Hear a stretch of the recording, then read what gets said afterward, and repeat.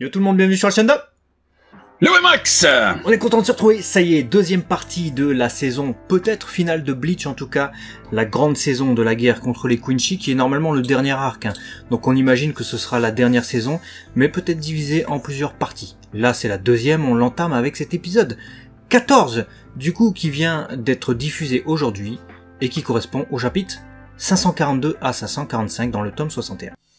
Le partenaire de la chaîne Ma Borne d'Arcade vous souhaite une bonne vidéo. C'est le spécialiste des bornes d'arcade, Pincab, Flipper et Babyfoot. Il s'occupe de tout de A à Z sur Dunkerque, garantie 100% français. Allez, on retourne à la vidéo.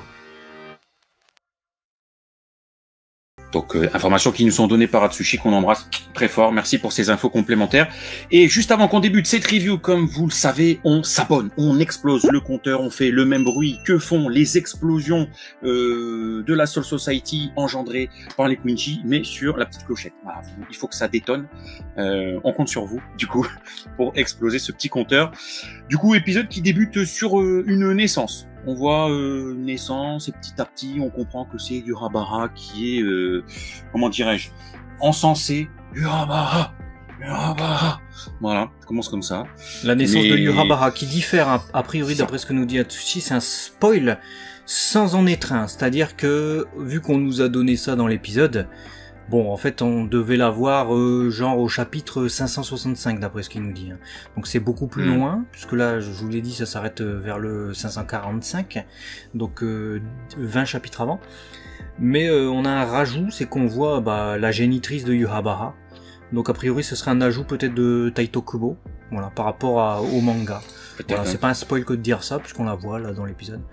Mais voilà. Non, ça m'a pas gêné, moi. Je trouve que ça renforce le background de la naissance d'un roi qui, du coup, comme on le voit en cette fin d'épisode, va appliquer à la lettre ce fameux Kaiser Gazang, là, je sais pas quoi, là, où t'as son pouls qui revient en 900 ans, son esprit en 90, sa force en 9 ans, et une autre chose qu'on vous dira, du coup, tout à l'heure. C'est bien, en fait, ça débute par l'avènement d'un roi et ça finit par son application. J'ai pas trouvé que c'était mal placé, donc c'est bien. Comme quoi, il y a des modifs qui sont plutôt bonnes. En parlant de placement, vas-y. Tu parles de placement, on va faire la transition avec ça. Il y a des scènes qui sont agencées différemment, dans un ordre différent du manga. Donc ça, tenez-en compte, puisqu'on va en reparler tout à l'heure lors des différences avec le manga. Bon, c'est pas très choquant, mais vous allez voir qu'il y a aussi un vrai choix d'adaptation dans cet animé. Et en parlant de choix d'adaptation, justement, on est parti sur un opening qui a rien à voir avec l'opening de la première partie. Je veux pas juger la chanson, pour l'instant je l'ai entendu qu'une fois donc je sais pas trop. Mais en tout cas j'ai un avis déjà très tranché sur ce qui est du visuel et de la réalisation de cet opening. J'aime beaucoup parce que je trouve qu'on est dans l'ambiance de Bleach et ça nous rappelle évidemment, à nous les fans de la première heure, la série qu'on avait au tout début. Donc il y a bien 12 ans maintenant, je sais pas combien de temps ça fait, avec ces openings très... rap pop, très street, et même dans la réalisation en fait, hein, pas que dans le look et le style vestimentaire et les couleurs, mais également en fait dans les mises en scène, puisqu'on va nous mettre des mises en scène qui correspondent à ce qu'on va avoir dans le scénario, j'imagine, de cet arc, mais transposé dans le monde réel en fait, hein, et un peu dans l'ambiance de la street quoi. T'as Yurabara qui vient chercher Ulu en hélico. N'importe quoi. Ça c'était n'importe quoi. Mais je suis d'accord, il y a un petit côté nostalgique et c'est toujours plaisant de pouvoir avoir cet aspect-là sur une œuvre dont la suite sort après autant de temps et autant d'attentes. Donc c'est bien de nous rappeler un petit peu l'origine de ce qui a fait qu'on aimait tant les openings d'époque, notamment là sur Bleach. C'est bien, je suis totalement d'accord avec cette vision-là. Et on entame le gros du sujet très rapidement, parce que la fameuse opposition entre Ichigo et Uryu, on se pose 800 questions depuis la fin de la dernière saison, enfin la première partie, et notamment tous les leaks, les kayarts, l'affrontement, ce titre, la séparation, on se dit c'est quoi? Eh ben, apparemment c'est officiel, Uryu a bien rejoint les rangs de Yurabara, et même plus encore que rejoindre les rangs, il va devenir littéralement le successeur de Papy Vieillard. Voilà, juste, c'est juste ça. Je n'y crois pas. J'ai fait, ah ouais. Je n'y crois pas bah ouais. Un seul instant. Alors Yurabara, il nous donne sa motivation parce qu'on l'attendait, hein, vraiment comme une comme une information primordiale pour comprendre pourquoi. Hein. Liu qui sort de nulle part d'un seul coup. T'as Yugo, il arrive, il fait ouais vas-y viens avec nous, etc. T'as Liu, il fait ouais d'accord. On pensait que c'était une infiltration, mais il est accepté même par Yurabara qui aurait pu le tuer, comme il l'a fait avec la plupart de ses sous-fifres avant ça. Mais non, il nous donne sa raison, Yurabara, c'est parce que Liu serait le seul de toute l'histoire des Quincy à avoir survécu à Lausvalen, donc je crois que c'est le rappel du roi, un truc comme ça, c'est ce qu'il avait fait et qui avait tué les autres Quincy, notamment la mère de Liu, pas son père. Bon, il dit le seul Quincy de l'histoire qui a survécu à ça, mais son père est pas mort. Ok, tu m'expliques. Du coup, voilà, c'est pour ça qu'il l'a qualifié, hein. Il était automatiquement qualifié pour la finale, du coup. D'accord. Ouais. De ce point de vue-là, ouais, ok, mais le truc du père, bah je vous l'ai dit, ça reste une énigme. Et l'autre truc, c'est, bon, Liu, je n'y crois pas. Hein. Il fait genre, ouais, j'ai lu votre livre et tout, du coup, je suis d'autant plus convaincu que les Shinigami sont nos ennemis. J'y crois pas du tout. Je crois pas du tout. En plus, on voit un flashback, on voit les images de ces derniers échanges, on va dire, avec Ichigo, où c'était des échanges, bon, sympathiques, tu vois. En gros, moi, je suis un Quincy, mais on est dans le même camp. Je n'y crois pas, je n'y crois pas.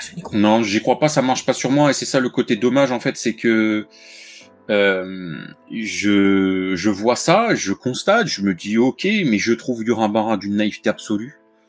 Le gars, il y a un gars qui se présente devant lui, il a à peine enchaîné 2 mots, il se fait couper la tête parce que voilà, il est l'autorité absolue. Et là, il y a un gars dont il connaît l'histoire, hein, puis il sait qu'il a survécu à Lausvalen, mais dont il connaît aussi la participation au fait d'aider les Shinigami. Le gars, il pose juste un genou par terre, il lui fait « Ouais, non, mais c'est parce que j'ai lu un livre et du coup, j'ai changé de camp. » Et il fait « Ouais, je sais, t'as changé de camp, du coup, tu vas être la lettre A, tu vas être mon fils adoptif. » J'ai envie de dire « Ouais, je suis papy. » Mais c'est ça. Et du coup, j'y crois absolument pas. Et je trouve ça convenient au possible de lui donner le rôle de successeur, parce que si on fait tomber Yurabara et que Liu peut effectivement hériter d'un titre, si on veut, ben il peut être celui qui va rabibocher les Quincy, et comme par hasard, Ichigo qui est en train de s'élever au rang absolu de dépasser celui des Shinigami, et en plus à avoir la fraternité Quincy, puisqu'il a aussi du sang Quincy, bah comme par hasard, les 2 meilleurs potes se sont hissés à la tête des 2 clans ennemis, et rabibochage en perspective. Ouais. C'est hyper convenient. J'ai vu ça, j'ai fait oh là là. Ichigo, en plus, sa mère est une Quincy, donc tu vois. Ouais, c'est ça, j'ai trouvé ça hyper facile scénaristiquement. Il n'y a pas de complexité. La complexité, ça va être dans la façon de nous faire croire que tout ça va arriver à l'aboutissement. Mais si c'est ça la résultante, ça se voit 10 ans à l'avance, ce truc. Donc bon, on verra, mais pour l'instant, je suis comme toi, j'y crois. Ouais, d'autant plus que j'ai envie de dire, soit c'est ça et c'est très facile, et Yurabara est un peu con. Vraiment, j'ai du mal à y croire. D'autant plus qu'il y a un truc, n'oublions pas, avec Yurabara qui le lie à Ichigo. Il y a Zangetsu. Donc il y a aussi cette intrigue-là. Alors certes, Ichigo va devoir affronter Liu, puisqu'on nous donne les lettres, enfin, et leur symbolique dans cette armée Quincy. Et on comprend du coup que la lettre A est la plus élevée, donc le A c'est le plus fort des Quincy, et le Z c'est celui qui pue le plus la merde du coup. Donc le A c'est le même rang que Yurabara, il est donné à Liu. Donc combat final Liu-Ichigo, ça me semble logique, et combat en plus de ça contre Yurabara après, où il y aura cette symbolique avec devoir briser sa propre épée avec ses nouvelles armes, donc il va devoir briser celui qui a été Zangetsu. J'imagine ça comme ça, mais je suis d'accord avec toi, c'est très bizarre. Donc la seule valeur que je vois à cette à cette succession, ce serait que Yurabara connaissent le danger que représente Liu, et sachent également ce que représente Ichigo, non seulement pour les Shinigami, mais aussi pour les Quincy, vu que sa mère est Quincy, et qu'il est ami avec avec Ishida, tout ça, et qui se disent, le meilleur moyen de me défendre, c'est de mettre un bouclier, et ce bouclier, ça va être l'un de ses amis à Ichigo. Sinon, Ichigo, il y a rien qui le retient pour venir me taper. Donc, c'est Ishida. Donc, ça voudrait dire que Yurabara se serve d'Ichida et Kishida de son côté croit se servir aussi de Yurabara pour infiltrer les... Parce que sinon... C'est ce qui ferait de... Sinon, ce serait bidon. Si c'est pas ça, c'est... Ce serait bidon. Je trouve ça bidon. Et c'est marrant que t'aies pensé aussi à c'est tellement gros comme une tache de sauce tomate sur un t-shirt blanc que j'ai pensé aussi à ce raisonnement plus poussé de la part de Yurabara qui réfléchit à un plan comme un jeu d'échecs. Et à un moment donné, je me suis dit, attends, soit il se sent tellement supérieur et du coup, il peut se permettre ses facéties de nommer n'importe qui successeur, il s'en fout parce que il est tellement sûr de son pouvoir que il sait qu'il éclaterait tout le monde. Mais il parle quand même de succession. Là où s'il est sûr de lui, il est pas censé penser à sa descendance. Tu vois, il y a un côté paradoxal déjà dans ce truc-là. Et si jamais il y a vraiment succession il y a, tu nommes pas celui dont tu te sers et dont tu te méfies. Sauf si il y a un autre truc qu'on ne connaît pas, le fameux rituel de je te fais boire mon sang, ça lui permet de se transférer un peu ou de transférer une partie de sa conscience dans un Quincy qui a un énorme potentiel qui peut servir de réceptacle ou de nouveau corps à la mort physique du corps de Yurabara. Je sais pas si je suis clair, mais en gros, tu vois, c'est une façon de se dire, lui, il est plutôt puissant, c'est un Quincy, il est bonne idée. Si jamais je me fais réclamer mon corps par Ichigo, je vais utiliser le corps de Yu pour me battre, ça va être bien. T'as une bonne piste là, parce que, alors, moi, je n'ai pas du tout pensé à ça. Je me suis dit, bon, il va power up Ulu. Du coup, Ulu... ça, c'est sûr. Il y a une nécessité à ce qu'il ait cette lettre A, vu qu'il va être power up. Du coup, ça donne une légitimité à ce successeur. Parce que, là, tu vois Ulu arriver, il est moins fort que la moitié des Quincy qui sont là. Donc, tu te dis, qu'est-ce que c'est ça? Pourquoi lui, il va être successeur? Bon, il lui donne son sang et il dit, tu vas être lettre A. Tu comprends implicitement que, du coup, il va power up aussi. En plus, il lui dit... ouais, ça va révéler tes véritables pouvoirs, etc. Ouais, puisque tu es forte à la forge de la veine.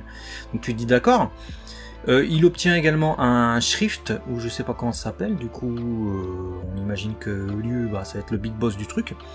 Mais il y a une intrigue, une sous-intrigue intéressante, c'est avec Yugo, donc Ashvalt, qui traîne là, etc., et qui est surnommé Jikikote, donc l'empereur à venir. Ils disent notre nouvel empereur dans les sous-titres. C'était celui qui, au sein des Stern Reiters, donc au sein de l'armée de Yurabara, était le mieux placé pour devenir le successeur de Yurabara. Donc déjà, ça veut dire que, malgré tout, au sein de leur armée, ils avaient en tête la possibilité qu'il y ait un successeur. Si successeur il devait y avoir, c'était son bras droit, qui est ce Ashvalt, je crois il est lettre B.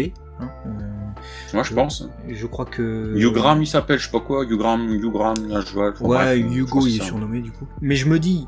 avec ta théorie d'échange de corps, je sais pas quoi. Imagine lui, il l'a fait à l'envers, à la toute fin, t'as le plus dévoué pour la cause des Quincy, c'est Ashvalt du coup. Il va tenter le tout pour le tout contre Ichigo et les siens. Peut-être que si le corps de Yurabara décède, peut-être qu'il peut prendre le corps de Yugo, d'Ashvalt.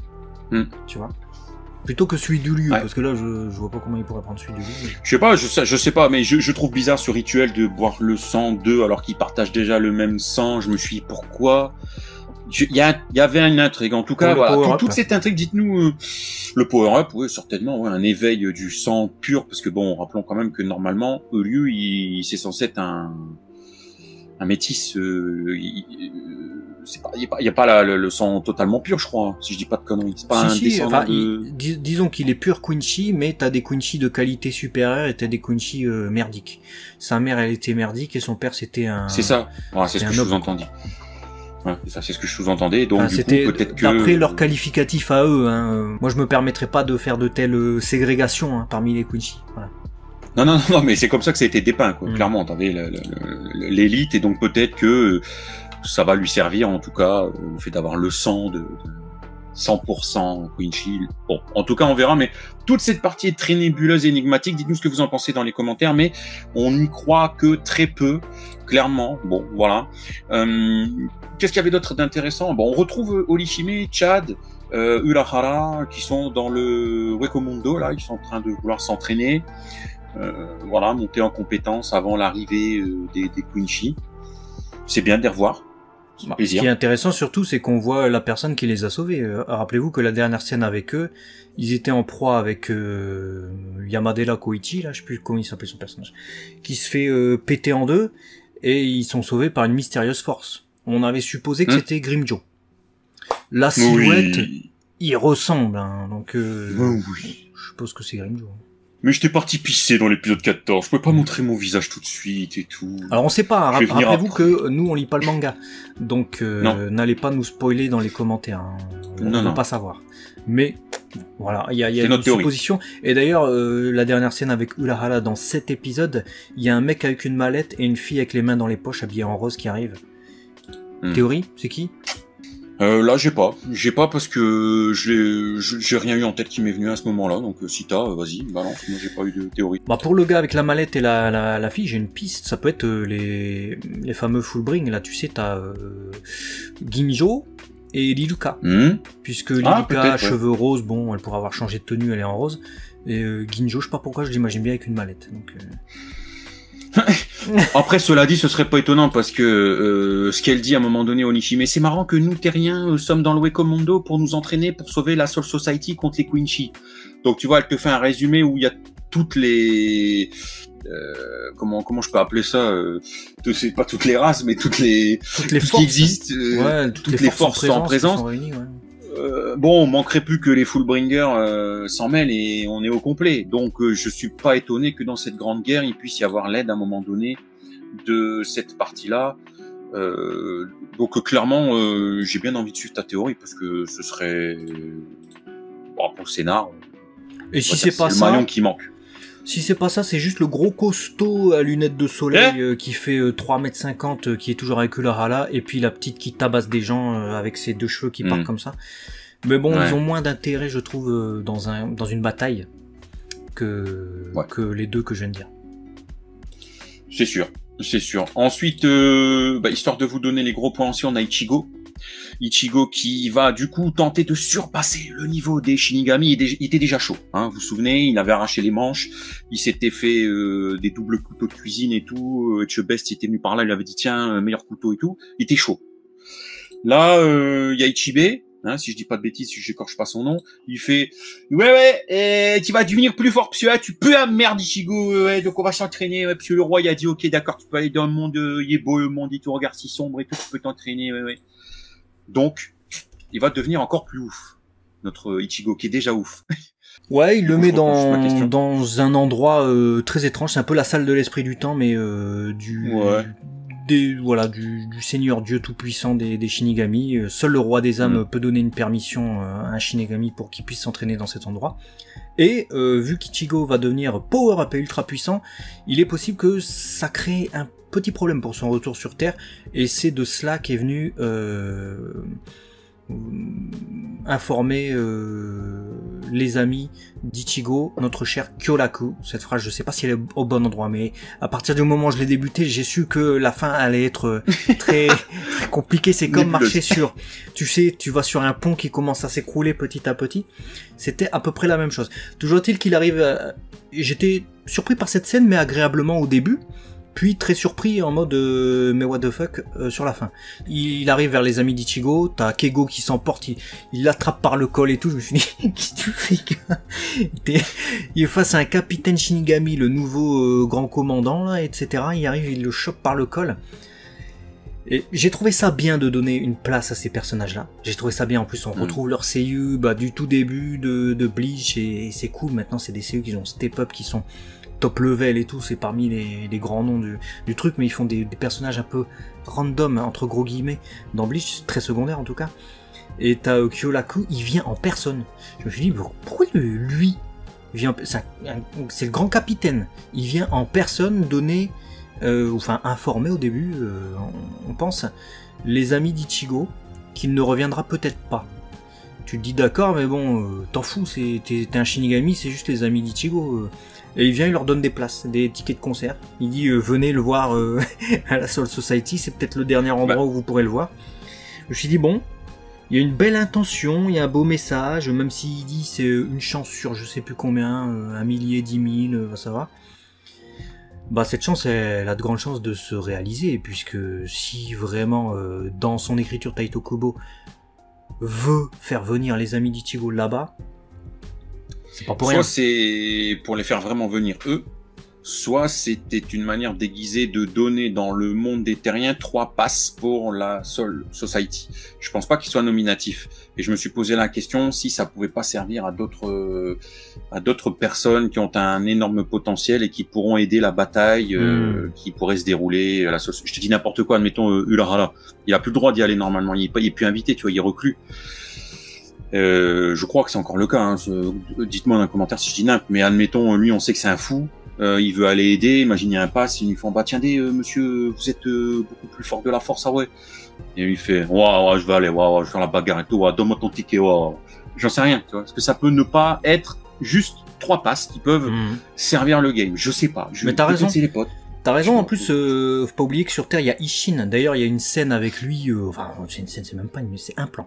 Il est avec sa fille en train de manger, et dans le manga, je vous reparlerai tout à l'heure des scènes coupées, mais normalement, il y a vraiment une scène avec lui, et c'était, je crois, la première scène où on le revoyait depuis le flashback avec Masaki, avec la mère d'Ichigo. Et lui, il va combattre. Il va pas rester là, à se croiser les bras, pendant que c'est la grande guerre absolue entre les Quincy et les Shinigami, je pense. Bah, c'est pour ça que si justement en plus Ishin, c'est peut-être le lien direct, parce que les potes peuvent aller voir le père, vous avez su, putain Ichigo il va peut-être jamais revenir et tout, il est en pleine bataille et tout. Et lui il sait, et il fait on a eu des passes et tout, t'as eu des passes, peut-être que j'en ai besoin pour y aller, tac il va prendre les passes, il va appeler Ularala, et puis il y aura peut-être un troisième, peut-être de Grimjo. Grimjo il est pas forcément autorisé de base à aller à la Soul Society, bah s'il est vraiment là dans notre théorie, et bah ça peut lui servir de ticket pour arriver à faire mais oui vas-y qu'il faut faire et tout, faut tuer des queens si j'arrive. Je sais pas, mais je le vois plus comme ça que vraiment pour les potes qui, j'adore ces potes, mais je ne vois pas en termes de puissance ce qu'ils vont pouvoir apporter dans le combat actuel qui est d'un niveau faut du monde quoi. Ouais, ou alors ça va être le pouvoir de l'amitié, tous ses amis qui lui transmettent son énergie, leur relais à eux, et ça fait augmenter peut-être la résonance d'Ichigo, mais sinon sans ça, ça n'a pas grand intérêt. Bon, sinon du côté du Palais Royal, hein, on a de bonnes nouvelles. Lucia Lenji s'entraîne, il progresse beaucoup, je vous en reparle tout à l'heure. Mais aussi, bonne nouvelle, Kilinji nous informe que Byakuya est rétabli. À peine rétabli, il dit je veux progresser, je veux pas en rester là. Donc tu comprends que lui aussi sera de la partie. C'est allé vite quand même. Hein. Entre le moment où on le croyait mort et le moment où ça y est, il est d'attaque. Et ça va tellement vite qu'à la fin de l'épisode, on nous dit en 9 jours, on va préparer le nouveau monde. Quoi. Ce sont les derniers jours du monde. C'est ce que nous dit Urahara et sa troupe là. Il me dit 9 jours, d'accord, ok, t'es gentil, mais Ichigo, il va encore arriver en retard. Il est dans la salle de l'esprit du temps, il va arriver, ça va lui prendre... comme d'hab en fait. Il va arriver en plein combat au moment où tout le monde sera en PLS. Byakuya, il dit il veut progresser, mais quand est-ce qu'il aura le temps de progresser s'ils sont déjà en train de ravager le CLT? Parce que pour ceux qui n'ont pas l'information, heureusement Katsushi nous le précise, mais ce qu'on voit à la fin avec le CLT qui disparaît et on voit les Quincy qui parlent voilà, sur le palais, tout content, c'est les derniers 9 jours de l'humanité, enfin, leur connerie là. En fait, le palais du roi Yojimbo a pris la place du château du CLT, quoi, du truc des capitaines. Voilà. Et donc, il a dégommé la barrière. Dans le monde des Shinigami, si vous préférez. Donc voilà, je sais plus pourquoi je dis ça, mais oui, c'est très rapide, ils sont déjà en train d'attaquer, c'est ça. Les autres, ils ont pas le temps de se préparer. Les capitaines doivent être d'attaque, ils ont pas le temps de s'entraîner davantage. Ichigo, il doit être là maintenant. Heureusement, Lucia et Lenji, ils ont progressé, puisqu'on voit qu'ils ont appris à résister au Reiatsu de... Comment il s'appelle, Hashibe, je sais pas quoi, là. Au début, ils étaient écrasés par terre, là, ils sont en mode, ils se tiennent debout normal. Bon, ça va vite. Ouais.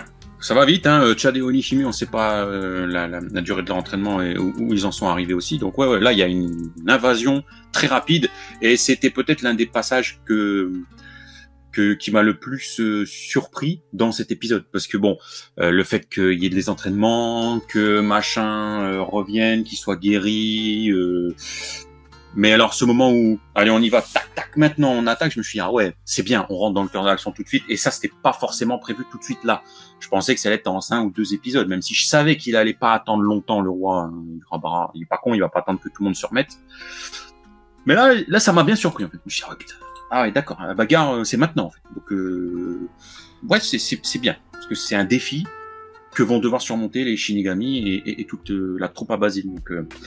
Donc voilà, c'est cool. Je pense qu'on est revenu sur les gros points. Je te laisse du coup peut-être souligner les différences qu'il y avait avec le parmi manga. Les différences, il y a quelques scènes coupées et agencées différemment, ça je vous l'ai dit en introduction. Mais il y a par exemple la présentation des personnages, notamment des Quincy. Dans le manga, on voit les noms des personnages avec leurs lettres. Donc on sait directement qui correspond à quoi. Il y a un petit récap de Atsushi, donc je vais vous le lire et ensuite je viendrai sur les scènes du manga. Donc le catcheur, on nous dit qu'il s'appelle Masque de Masculine. Voilà, il est S. Alors j'imagine que c'est pour la vanne, S, Do S, c'est un sadique, un sado chez les japonais, donc ça correspond bien à sa dégaine. Le chevalier robot BG9, c'est la lettre K. Blaze B, on l'a vu, c'est tête rose, là, c'est la lettre H, donc il est pas mal avancé. Yugram Hajvald, vous le connaissez, c'est le B. Askin Naklevar, c'est celui qui intervient, c'est le mix entre Chad et Aizen, c'est le D. Donc il est pas trop mal ce gars-là. Et pour la bande de Bambietta, a priori, ils ont tous des noms qui commencent par M, nous dit Atsushi, donc un peu comme dans les super-héros de Marvel. Donc on aurait la géante aux cheveux roses Meninas McAllon, la P, la fille blonde avec le carré c'est Liloto Lampert, le G. G c'est pas mal quand même. Personnage féminin avec des antennes de cafard, c'est Giselle Jewel, le Z. C'est mystérieux, soit c'est la plus nulle, soit ça nous réserve une surprise, j'ai l'impression. On a la dernière ensuite, Candice Catnip, le T. Voilà, donc ça c'est pour les personnages qui apparaissent dans cet épisode. Et justement, lorsqu'on voit leur scène d'introduction, d'ailleurs j'adorais la réalisation, quand t'as Bambietta qui dit à un mec de venir dans sa chambre et tout pour Ken, la transition il se fait couper en deux, magique. Magnifique. Je me suis dit... Tu sais que j'ai cru qu'en fait il l'avait mal Ken. Je suis désolé, mais j'ai cru qu'il avait pas été à la hauteur et du coup elle lui fait vas-y c'est bon, elle l'avait coupé. Un peu comme la menthe religieuse qui après l'accouplement bouffe le mal, tu vois. En fait non, juste elle était vénère donc elle l'a pris à part en mode je vais pas salir le sol ici mais je vais te découper. Une scène d'ailleurs qui est agencée différemment, elle apparaît après normalement la dispute entre Yugo et Blaze B qui d'ailleurs se déplace dans le château dans le manga, voilà, ils se déplacent, ils sont pas dans la cantine. Et puis lorsque le girls band se présente aussi, il y a quelques phrases supplémentaires qui ont été coupées, notamment les phrases grossières de la fille avec ses cheveux blonds. Et une note d'Atsushi nous dit que c'est la seiyuu de comment elle s'appelle, Tsuyu dans My Hero Academia. On le reconnaît bien. Moi aussi quand j'avais vu l'annonce des seiyuu, j'étais plutôt content de voir pas mal de noms connus parmi la liste des seiyuu présents, Lena Ueda, Aoyuki, etc.